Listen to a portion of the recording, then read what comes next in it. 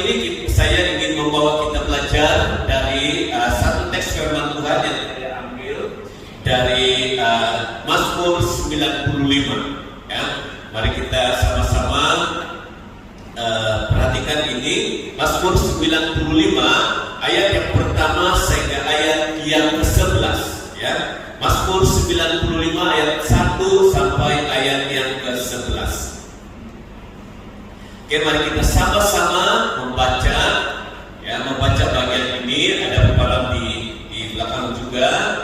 Oke, kita baca sama-sama. 2, 3. Marilah kita bersorak-sorai untuk Tuhan, bersorak-sorak bagi gunung batu keselamatan kita. Ayat 2. Biarlah kita menghadap wajahnya dengan nyanyian syukur, bersorak-sorak baginya dengan nyanyian Mazmur. Ayat 3. Sebab Tuhan adalah Allah yang besar dan Raja yang besar, mengatasi segala Allah. Yang 4. Bagian-bagian bumi yang paling dalam ada di tangannya, puncak-puncak gunung pun kepunyaannya. 5. Kepunyaannya laut, dialah yang menjadikannya, dan darat tangannya lah yang membentuknya. 6. Masuklah, marilah kita sujud menyembah, berlutut di hadapan Tuhan yang menjadikan kita.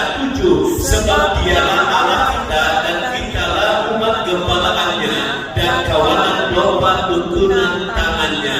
Pada hari ini sekiranya kamu mendengar suaranya. 8. Janganlah keraskan hatimu seperti di Meribah, seperti pada hari di Masa di padang gurun, pada waktu nenek moyangmu menjumpai aku, menguji aku, padahal mereka melihat perbuatanku. 10. 40 tahun aku jatuh kepada angkatan itu, maka kataku mereka suatu bangsa yang sesat hati, dan mereka itu tidak mengenal jalanku. Sebab itu aku bersumpah dalam murkaku, mereka takkan masuk ke tempat perhentianku.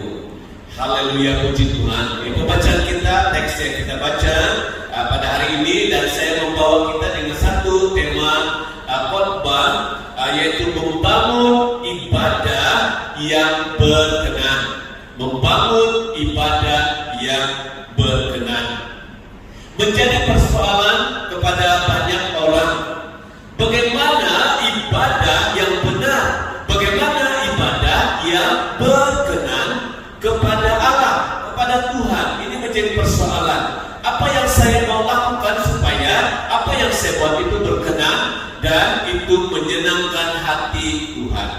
Sehingga akhirnya banyak peraturan-peraturan yang dibuat terhadap ibadah kita, ya, supaya tujuannya adalah supaya berkenan kepada Tuhan. Saya pernah mendengar ada orang kata kalau masuk gereja langkah kanan dulu baru ada berkatnya. Itu peraturan kan yang dibuat dengan tujuan supaya apa yang kita lakukan itu berkenan.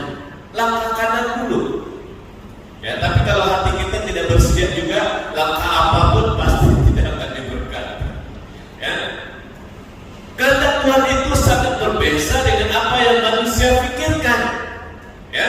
Jadi hari ini, pagi ini kita mau belajar dari guru ibadah keintiman, yaitu Daud sendiri, ya, Raja Daud, berdasarkan konteks Mazmur 95. Jadi saya punya khotbah ini berdasarkan konteks ini, apa yang disampaikan dalam konteks Mazmur 95. Mari kita lihat ayat yang pertama itu dimulai dengan kata marilah. Ya. Mari sebut bersama saya, marilah. Marilah. Amin, tunggu. Tunggu. Bahasa kita, ya.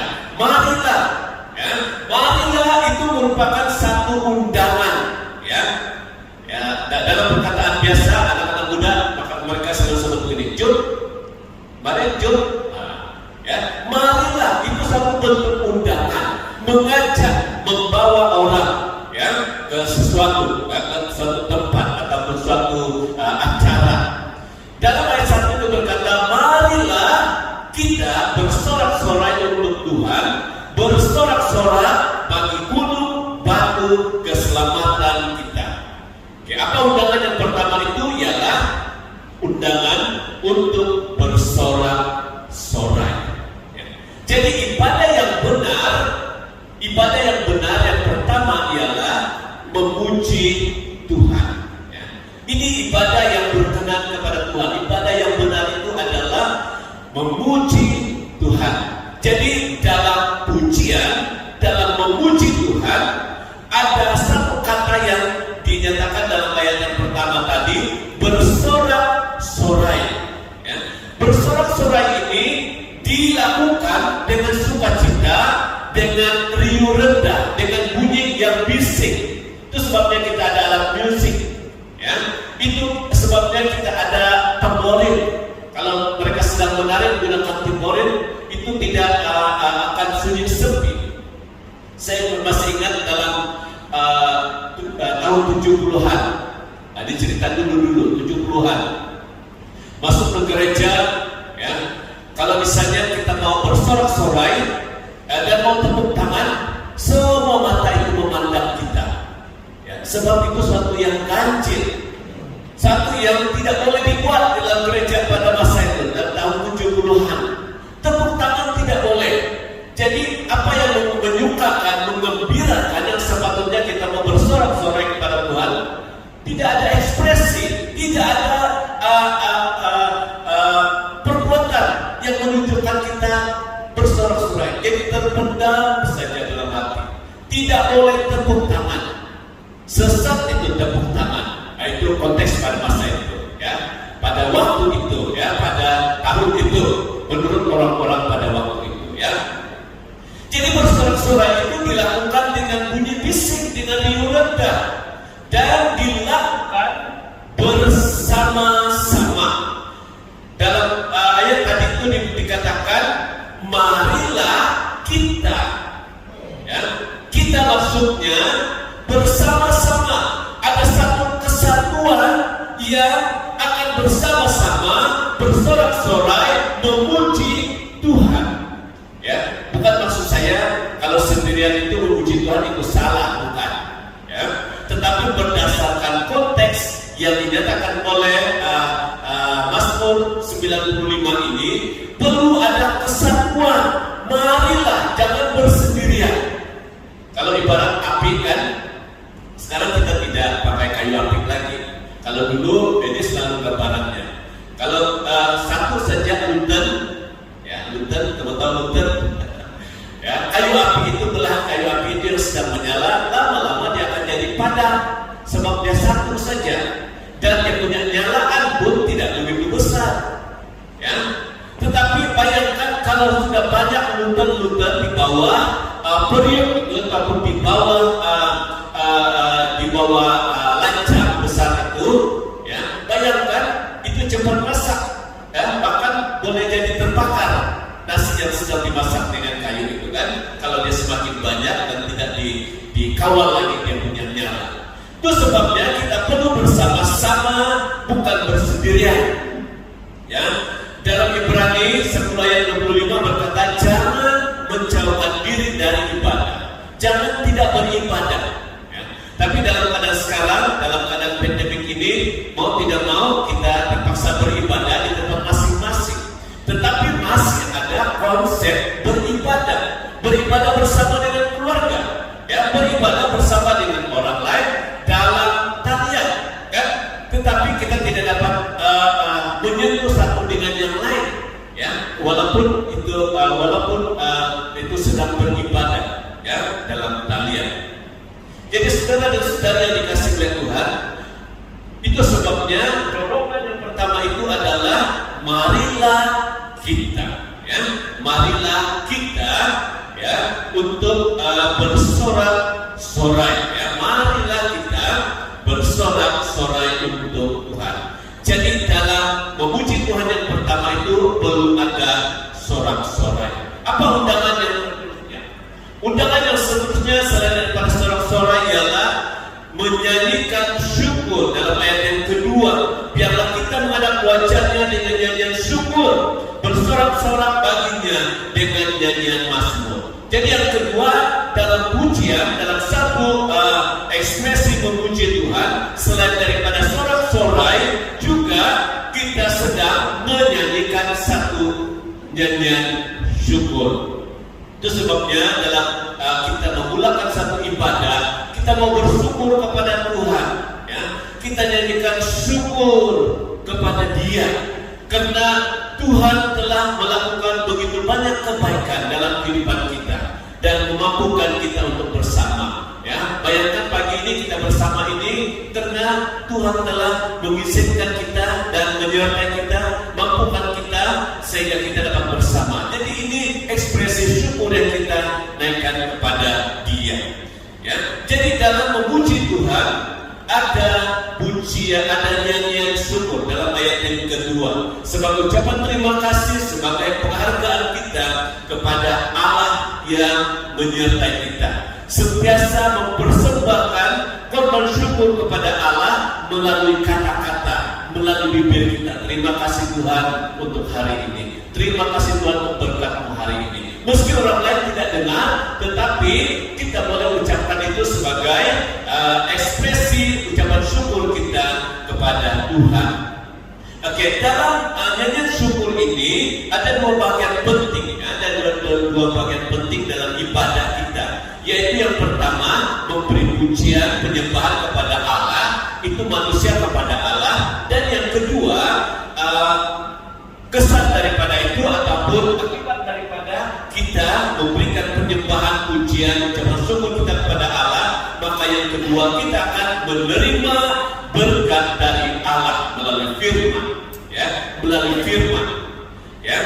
Jadi bersyukur itu merupakan satu persembahan, ya, persembahan, ya. Itu sebabnya disebut persembahan korban syukur. Tidak hanya dalam bentuk binatang yang dipersembahkan, tetapi ekspresi daripada kita sendiri sebagai ucapan syukur kita kepada Tuhan. Dalam Mazmur 50 ayat 14, bersyukur itu merupakan persembahan korban kepada Allah.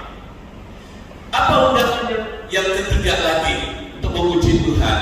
Dalam ayat yang kedua juga dinyatakan, biarlah kita menghadap wajahnya dengan nyanyian syukur, bersorak-sorak baginya dengan nyanyian mazmur. Ini nyanyian mazmur lagi, ya. Tadi ada sorak-sorai, nyanyian syukur dan nyanyian mazmur. Oke, ini dalam satu bahagian yang disebut sebagai memuji Tuhan. Mazmur adalah nyanyian pujian. Tuhan selalu memberikan mazmur dalam hati kita ketika kita sedang duduk, sedang merenungkan sesuatu daripada kebenaran firman Tuhan. Tiba-tiba datang nyanyian mazmur dari Tuhan, ya, yang diberikan melalui roh kita. Jadi mazmur nyanyian pujian yang diiringi dengan alat musik, ya, ungkapan sukacita dengan teriakan haleluya. Itu sebabnya ketika kita mau bersyukur atau bermazmur bagi Tuhan, kita tidak berdiam diri, tetapi kita akan ucapkan Hosana, haleluya, puji Tuhan. Dan itu adalah ungkapan sebagai ekspresi nyanyian syukur kita dengan suara yang begitu kuat, dengan suara yang bersemangat. Jadi salah satu sebab mengapa tembok Yeriko itu runtuh, salah satu sebabnya, salah satu karena teriakan, sorakan, semangat, ya, dengan suara yang kuat, ya, dengan suara yang lantang. Itu salah satu sebabnya tembok Yeriko itu runtuh. Mari kita lanjutkan dengan melihat ayat yang ketiga dan yang kelima yang berkata begini: sebab Tuhan adalah Allah yang besar dan Raja yang besar mengatasi segala Allah. Bagian-bagian bumi yang paling dalam ada di tangannya. Puncak-puncak gunung pun kepunyaannya laut. Dialah yang menjadikannya dan darat tangannya lah yang membentuknya. Daripada ayat ini kita melihat bahwa memuji Tuhan itu haruslah berpusat kepada Allah, ya. Fokus kepada Allah. Kalau pujian itu berfokus kepada diri sendiri, berfokus kepada orang lain, itu tidak akan menjadi ibadah yang berkenan, tidak menjadi ibadah yang menyenangkan, yang menjadi menghasilkan bau harum kepada Tuhan. Jadi berpusat kepada Allah, hal ini penting dalam pujian kita supaya Allah disukakan, Allah disenangkan. Dalam acara ibadah, bukan kita mau mempertontonkan apa yang ada. Ya, misalnya ketika kita membawa pujian, ketika kita mau menyampaikan firman Tuhan, ketika kita mau melakukan sesuatu, bukan untuk pertunjukan. Yang pertama. Yang kedua, bukan kita mau jadi penonton. Itu yang kedua. Jangan dipertunjukkan dan bukan menjadi penonton. Apabila kita berada di dalam satu kesatuan koinonia, maka kita berperanan bersama-sama memuji Tuhan. Mungkin ada pujian yang kita tidak begitu tahu, tetapi kita mau belajar, ya, belajar dan belajar. Maksudnya ada kesiapan hati. Saya pernah perhatikan dalam satu ibadah, ada yang datang dalam ibadah itu mereka begini, peluk tubuh dan dia tengok saja. Sementara orang menyanyi dengan penuh sukacita, dia peluk tubuh dan dia perhatikan dan jeling sana sini. Sebagai penonton, kita bukan ada di gelanggang bola sepak. Semalam ada tonton tuh badminton, ya. Wah, itu sampai lewat tengah malam juga. Bukan kita menonton begitu, ya. Tetapi kita sama-sama mengambil bahagian, ya. Jadi dalam acara ibadah bukan suatu pertunjukan, dan yang kedua kita bukan sebagai penonton, tetapi kita bersama-sama untuk memuji, memuliakan nama Tuhan. Undangan yang seterusnya, undangan marilah dalam ayat 6 yang ke-7b, masuklah, marilah kita sujud menyembah, berlutut di hadapan Tuhan yang menjadikan kita, sebab Dialah Allah kita dan kitalah umat gembalaannya dan kawanan domba tuntunan tangannya. Dalam yang pertama tadi, pada yang benar itu ialah memuji Tuhan. Jadi dalam memuji Tuhan itu ada beberapa ciri yang nyata di situ. Oke, ada beberapa kategorinya. Yang kedua ini adalah selain daripada memuji Tuhan, menghormati Tuhan. Mari sama-sama bercakap dengan saya, menghormati Tuhan. Menghormati Tuhan. Ya, yang tadi memuji Tuhan, yang kedua menghormati Tuhan. Menghormati Tuhan adalah satu ekspresi menyembah yang selalunya ekspresinya berlutut. Ya, jadi kalau ada orang yang sedang berlutut, berdoa, memuji Tuhan, yang lain yang tidak, yang masih berdiri ataupun yang tidak berbuat demikian, kadang-kadang kita ada seperti apa? Ada perasaan, wah, Pak nulis itu, ya, begitulah perkataan-perkataan yang selanjutnya, ya. Tetapi sebenarnya itulah sikap kita ataupun ekspresi ketika kita sungguh-sungguh menghormati Tuhan.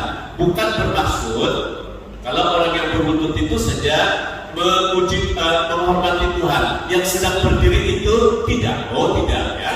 Saya tidak berkata begitu. Kita sedang berdiri pun sebenarnya kita menghormati Tuhan. Kita sedang bernyanyi dan duduk pun kita sedang menghormati Tuhan. Yang penting hati ini yang berfokus kepada Tuhan. Tetapi menghormati Tuhan itu adalah suatu ekspresi berlutut, tunduk, merendahkan diri. Jadi ada aksi fisikal yang kelihatan, yang nampak. Tetapi yang kedua ini selain pada aksi fisikal, juga ada suatu aksi dalam hati yang tidak kelihatan. Hanya Allah yang nampak dan kita yang merasakannya. Sikap hati yang tunduk, sikap hati yang taat kepada yang punya otoriti. Siapa yang berotoriti atas kita, yang berwibawa ataupun yang berkuasa atas kita? Tuhan. Dalam ayat yang kita baca tadi, kita adalah dialah yang berotoritas atas kita. Dan kita sebagai yang telah dijadikannya perlu dan wajib menghormati Tuhan. Contoh yang lain yang saya boleh berikan di sini ialah tentang keluarga. Anak-anak, siapa yang berotoriti terhadap anak-anak? Orang tua, ya, ibu bapak. Jadi anak-anak ini haruslah menghormati orang tua. Kalau kita di tempat lain, di office ataupun di tempat kerja, yang berotoritas atas kita adalah majikan. Kalau di sekolah, anak-anak yang bersekolah berotoritas mereka adalah guru-guru, ya, atau pentadbir sekolah. Jadi perlu ada tindakan ekspresi menghormati orang yang berotoritas. Jadi penyembahan ini selalu dikaitkan dengan hubungan. Kalau kita ciptaan dan kita disebut sebagai gembalaan oleh sang gembala di dalam keluarga, anak-anak dengan orang tua itu ada hubungan. Ya, kalau di tempat kerja bekerja dengan majikan ada hubungan. Jadi penyembahan itu selalu dikaitkan dengan hubungan intim. Contoh gembala dengan domba, ya. Dan orang tua ini kalau di keluarga masing-masing, kalau mereka bersuara saja ibu bapak pasti tahu siapa itu, anaknya siapa itu, kan? Adakah orang tua yang tidak tahu? Ini karena bercakap, anak-anak ini bercakap, mak saya mau ini karena siapa kau? Ada orang tua begitu. Ini karena kecuali ada kan? Kecuali kalau pada masa itu kan kita sedang sakit kerongkong, jadi suara tidak seperti biasa. Itu boleh jadi. Ataupun ini kisah dari ibu saya yang pada masa ini kan dia tidak dapat melihat, dia hanya mendengar suara saja. Ya. Jadi apabila jumpa dengan dia, ada kalanya dia tanya, ini kode. Sudah bersalaman dengan dia, ini kode. Kenapa dia bertanya begitu? Ada kemungkinan suara itu sudah berubah. Yang kedua, sudah lama tidak mengunjungi dia lupa sudah itu suara. Itu suara siapa? Dia lupa, sebab sudah lama. Demikian juga kita dengan Allah. Kalau kita buat analogi macam itulah. Kalau lama kita tidak berhubungan dengan Allah, kemungkinan tidak mungkinlah, ya. Sebab Allah itu maha tahu kan siapa kita. Dia tidak akan tahu siapa. Ya. Jadi ini maksudnya ada hubungan.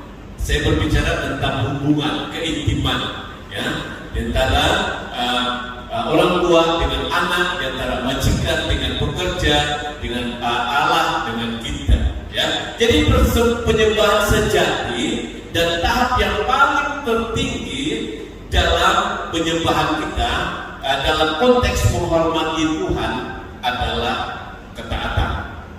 Ya, ketaatan ini ini adalah tahap penyembahan yang paling tinggi. Ketaatan, ya, dan ketaatan yang sudah menjadi gaya hidup. Ya. Ketaatan yang menjadi gaya hidup. Gaya hidup ketaatan tidak ada batasnya.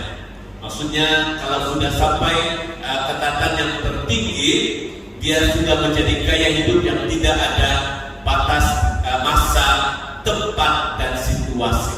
Dimanapun dia berada, dia tetap taat kepada Allah. Seperti dalam Kisah Para Rasul 16:25-26 yang menceritakan tentang Paulus dan Silas pada kira-kira tengah malam Paulus dan Silas berdoa dan menyanyikan puji-pujian kepada Allah, dan orang-orang hukuman lain mendengarkan mereka. Akan tetapi terjadilah gempa bumi yang hebat sehingga sendi-sendi penjara itu goyah, dan ketika itu juga terbukalah semua pintu dan terlepaslah belenggu mereka semua. dalam gaya hidup ketaatan, tak kira masa, ya. Mereka sedang ada pada waktu itu di tengah malam, Paulus dan Silas berdoa. Tak kira masa, mereka tetap berdoa. Tak kira tempat, mereka sedang ada di penjara, mereka tetap berdoa kepada Tuhan. Tak kira situasi, mereka sedang dalam belenggu, diikat, ya, dibelenggu, mereka tetap menghormati Tuhan, tetap mentaati Tuhan. Ini adalah gaya hidup ketaatan yang tertinggi.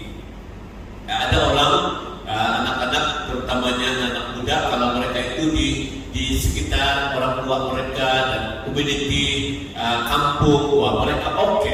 Tapi kalau mereka sudah jauh daripada orang tua, mulailah mereka melencong, ya. Bukan lagi melancong, melencong, ya. Oke, jadi itu bukan menunjukkan gaya hidup ketaatan. Ya, gaya hidup ketaatan di mana apapun situasi, bila masa saja kita tetap datang kepada Tuhan, menghormati Tuhan. Dalam ibadah kita tidak sendirian. Dalam ibadah kita tidak akan merasa sendirian karena ada malaikat yang turut serta. Ketika kita menyembah Tuhan, ketika kita memuji Tuhan, ada malaikat juga yang turut serta memuji dan menyembah Tuhan. Kalau penyembahan yang kita lakukan itu ada koneksinya sampai ke surga, ada penyembahan juga berlaku pada ketika itu, ya. Dan ini sebagai information untuk kita, kumpulan malaikat surga yang akan menolong kita, ya, dalam penyembahan kita. Yang pertama ialah malaikat Jibril, ya, Jibril, ya, ini malaikat yang melayani, ya, malaikat waiter, melayani, ya, seperti Yesus telah dilahirkan, malaikat Jibril lah yang menampakkan diri kepada Maria, malaikat Jibril. Yang kedua ialah malaikat yang disebut Mikael, ya. Ingat di belakang ini nama-nama mereka ada Il. Il ini menunjukkan Allah Elohim, yang ada koneksi dengan Elohim, Il. Jadi dia bukan tertulis begitu saja dalam Alkitab, ada makna. Jibril, ya, Mikael, ini malaikat perang. Jadi kalau kita mohon pertolongan untuk menghancurkan kuasa musuh yang datang ini adalah Mikael. Kemudian ada juga malaikat yang disebut sebagai malaikat penyembah, yang memimpin penyembahan, yang disebut sebagai Luciel. Tetapi ketika Luciel ini menyombongkan diri, mau menyamai Allah, akhirnya dia dibuang dan bukan lagi disebut Luciel, dia sudah jadi Lucifer, ya. Jadi Allah mencari penyembah-penyembah itu. Penyembah-penyembah itu dari kalangan kita yang menyembah di dalam roh dan kebenaran, kata firman Tuhan. Ya, ketika Luciel itu sudah tidak ada, maka kita adalah sebagai orang-orang yang dirindukan oleh Allah untuk menyembah Dia di dalam roh dan kebenaran. Ada lagi malaikat-malaikat lain yang turut membantu, tapi dalam konteks ini tiga malaikat inilah yang dinyatakan, ya, konteks penyembahan dalam Mazmur 95 ini. Ayat 7b hingga ayat yang ke-11 kita lanjutkan, yang berkata, pada hari ini sekiranya kamu mendengar suaranya, janganlah keraskan hatimu seperti di Meribah, seperti pada hari di masa di padang gurun, pada waktu nenek moyangmu mencobai aku, memuji aku padahal mereka melihat perbuatanku. 40 tahun aku jemu kepada angkatan itu, maka kataku mereka suatu bangsa yang sesat hati. Tadi macam saya sebut kesat hati, bukan sesat hati. Dan mereka itu tidak mengenal jalanku. Sebab itu aku bersumpah dalam murkaku, mereka takkan masuk ke tempat perhentianku. Undangan yang seterusnya yang ketiga ialah mendengar dan mentaati firman Tuhan. Mendengar dan mentaati firman Tuhan, ya. Ya, mari sebut bersama dengan saya, mendengar dan mentaati firman Tuhan. Mendengar dan mentaati firman Tuhan. Yang pertama tadi, pada yang benar itu yang berkenan itu adalah memuji Tuhan. Yang kedua apa dia? Yang kedua Menghormati Tuhan. apa? Sampai yang kedua Menghormati Tuhan. ya. Saya ingat satu cerita begini. Saya ini kan sudah umur saya sudah dalam 70-an katanya. Tetapi saya ini sudah beribadah selama itu. Tidak ada satu khotbah pun yang sampai hari ini saya ingat katanya. Dia tidak ingat. 70 tahun dia tidak ingat. Mungkin khotbah kemarin dia tidak ingat. Lalu orang itu bertanya, orang yang tempatnya bercakap, oke, kata, tapi bagaimana dengan kehidupanmu dulu sebelum 70 tahun itu dan sampai sekarang? Dia katakan begini, wah dulu saya ini kuat begini, kuat begitu dan sebagainya. Ya, tapi sekarang ini sudah tidak ada dalam hidup saya. Oke, lalu orang itu berkata, meskipun firman Tuhan itu tidak kamu ingati, khotbah-khotbah yang begitu ribuan mungkin sudah didengar itu tidak diingati, tetapi ada impak daripada firman Tuhan itu yang sudah mengubah hidup, ya, mengubah hidup. Jadi meskipun kita tidak ingat perkara yang kedua tadi, pasti akan mengubah hidup kita. Firman Tuhan yang selalu kita dengar itu akan mengubah hidup kita. Oke, yang ketiga ini mendengar dan mentaati firman Tuhan, ya. Oke, mendengar dan mentaati firman Tuhan dimulai dengan mendengar dan menerima kebenaran firman Tuhan itu, dan yang ketiga adalah mentaatinya, ya. Mendengar, menerima kebenaran dan mentaatinya. Menjadi pelaku firman itu bukan mendengar saja, kata yang nomor 1 ayat 22.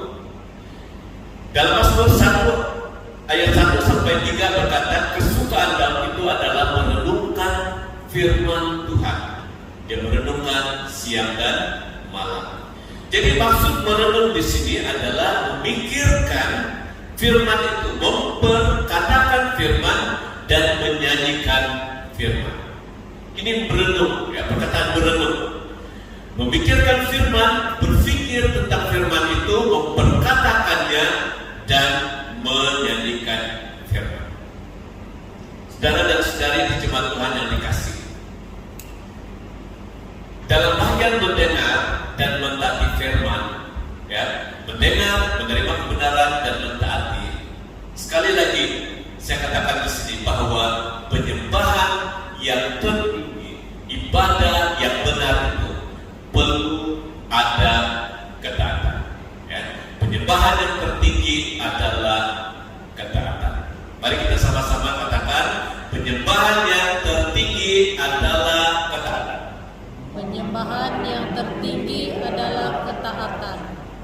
Jemaat Tuhan yang dikasih, saya mau ajak kita untuk berdiri. Saya mau ajak kita untuk berdiri. Daripada kesimpulan firman Tuhan ini, apa yang saya mau sampaikan di sini, berikanlah yang terbaik dari hidup kita kepada Tuhan, dan kita pasti akan menerima yang terbaik, yang teristimewa dan yang luar biasa dari Tuhan. Mungkin itu bukan sekarang, ya, bukan besok ataupun lusa. Itu tepat pada waktunya Tuhan.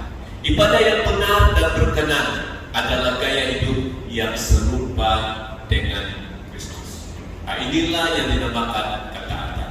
Ibadah yang benar dan berkenan adalah gaya hidup yang serupa dengan Kristus. Mari kita duduk kepala.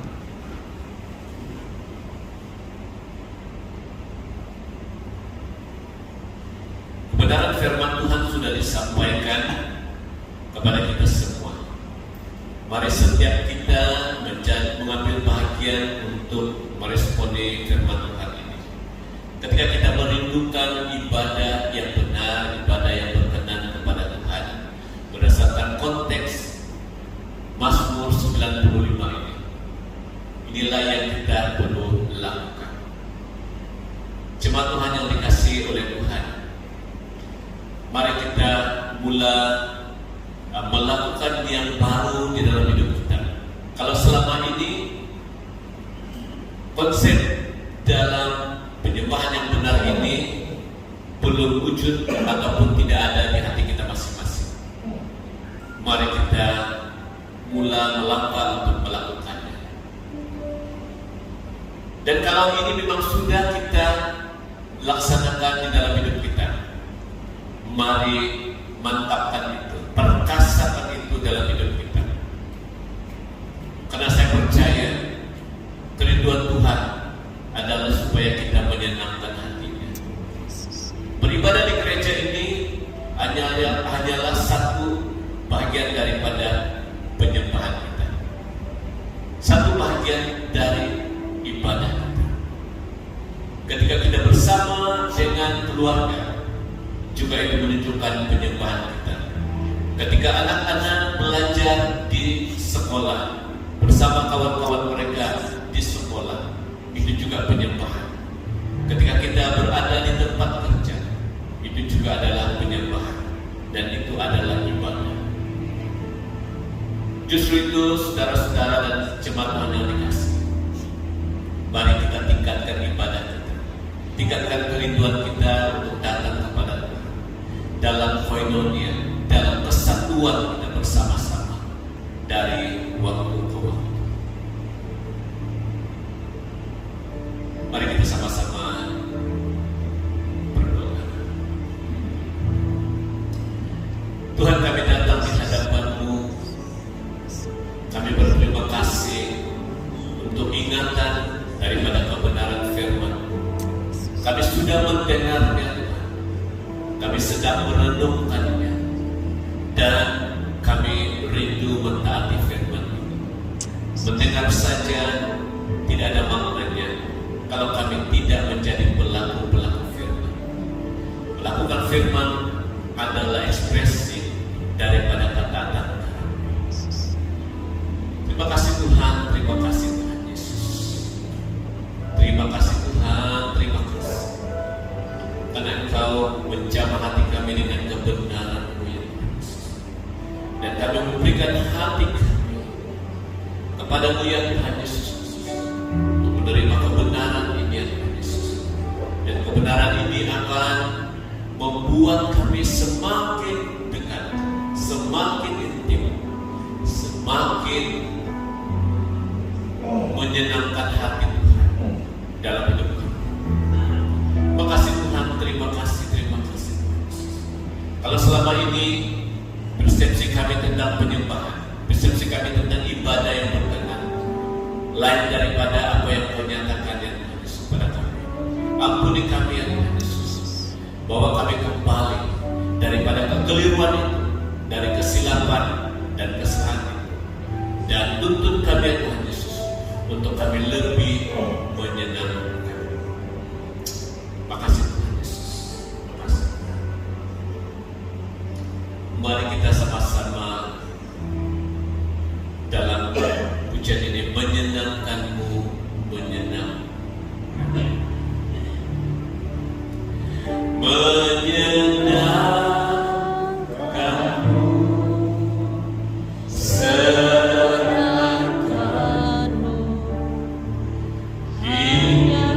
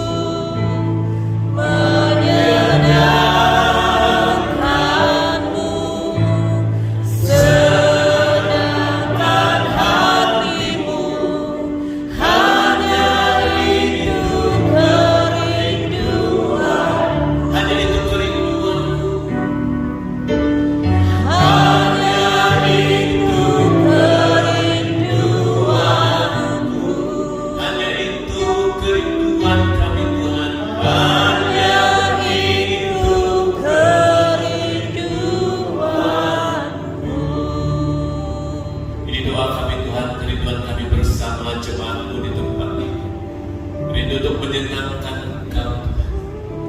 Ketika kami datang beribadah di tempat ini, tujuan kami hanya satu, untuk menyenangkan. Dimanapun kami berada, apapun yang kami lakukan, Tuhan bawa kami, tuntun kami hanya untuk menyenangkan hati. Ampuni kami selama ini kalau kami tidak menyenangkan hati Tuhan, malah kami menimbulkan rasa sakit hati Tuhan, menimbulkan rasa cemburu di hati Tuhan, karena kami menyenangkannya. Tuhan ampuni kami. Terima kasih Tuhan untuk kebenaran firman. Berkati seluruh jemaat yang sudah mendengar. Berkat-Mu akan terus berlimpah-limpah dalam hidup kami ketika kami menerima kebenaran firman. Terima kasih Tuhan, terima kasih. Jemaat Tuhan yang dikasih oleh Tuhan, pulanglah dengan penuh sukacita, damai sejahtera dari Tuhan. Memimpin, menyertai kita, memberkati setiap usaha pekerjaan kita, melindungi kita dari semua yang jahat, dari semua musibah, dari hal-hal yang duniawi, dan membuat kita semakin rindu, semakin intim dengan Tuhan hari lepas. Apapun yang kita lakukan akan berhasil ketika kita berseru, bersandar, dan menyerahkannya kepada Tuhan. Jadilah ini Tuhan kepada keluarga-keluarga kami semua, jemaat kami yang ada di bahagia, anak-anak kami yang jauh dari kami ya Tuhan Yesus. Meskipun kami tidak melihat dan dekat dengan mereka, Engkaulah Tuhan yang hadir, Engkaulah Tuhan yang menuntun, Engkaulah Tuhan yang menjadi penjaga buat mereka ya Tuhan. Mereka tidak akan dipengaruhi oleh hal-hal duniawi. Walaupun mereka ada kalanya jatuh dalam dosa, Tuhan ingatkan dan bawa mereka untuk kembali kepada Tuhan.